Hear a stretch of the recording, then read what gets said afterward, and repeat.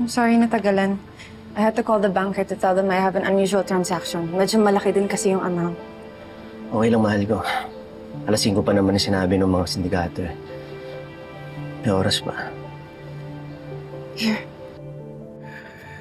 Talagang hayop talaga yun. Gusto pa niyang makascam, ano? Hindi daw papayag na lukuhin niya anak ko.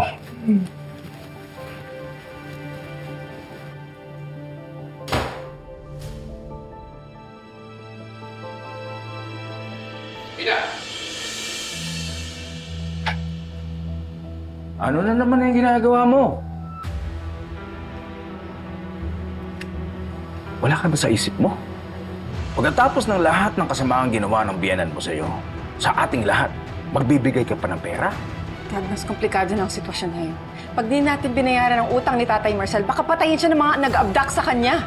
Paano ka naman nakakasiguro na kinidnap nga siya? Baka gawa-gawa niya lang yun.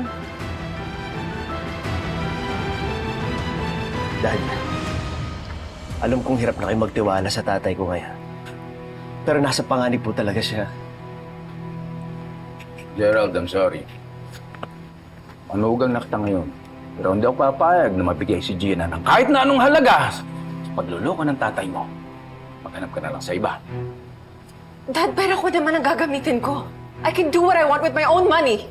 Mag-isip ka nga ng mabuti, Gina. Pwede mong ibigay ang pera niya sa anak mo.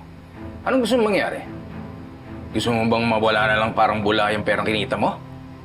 Dahil sa panluloko sa'yo ng biyanan mo? Dad, parang awa niyo na ho. Buhay ho ng tatay ko nakataya dito. Pinapangako ko sa inyo, babayaran ko kayo paunti-unti. Hindi ko itatakbo kagaya ng ginawa ng tatay ko. Huwag kayong magpapabola. Ang dali niyong mauto. Hindi nyo kasi, wala kayo ron. Hindi nyo naranasan yung ginawa sa akin ng tatay mo. Hindi makikinabang si June sa pera natin. Dad!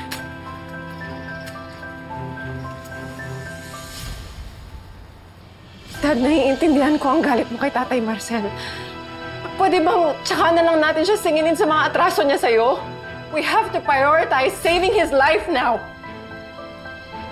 Hindi niyo ba alam at hindi niyo ba nakikita ang ginagawa niya sa inyo?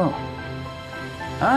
Binamanipulate na kayo. Ginagamit niya emotions niya. Kita mo ikaw, umiiyak ka ngayon. Ginagawa niya yun para makunan kayo ng milyon-milyon para kaawaan mo siya. Alam, sinasabi ko lang sa inyo to. Dahil ayokong maranasan ninyo yung naranasan kong ginawa ni Jun sa akin. Tinutulungan ko kayo. Dad, hindi ho scam to. Nakita namin mismo yung bumugbog sa kanya. Kinidnap po talaga yung tatay ko. Mga sindikatong sinasabi mo, nakasama ng tatay mo, kasabwat niya yon para kaawan lang siya. Huwag mo na pipilitin. Hindi na mababago yung isip ko. Ha? Huwag niyo nang pipilitin dalawa.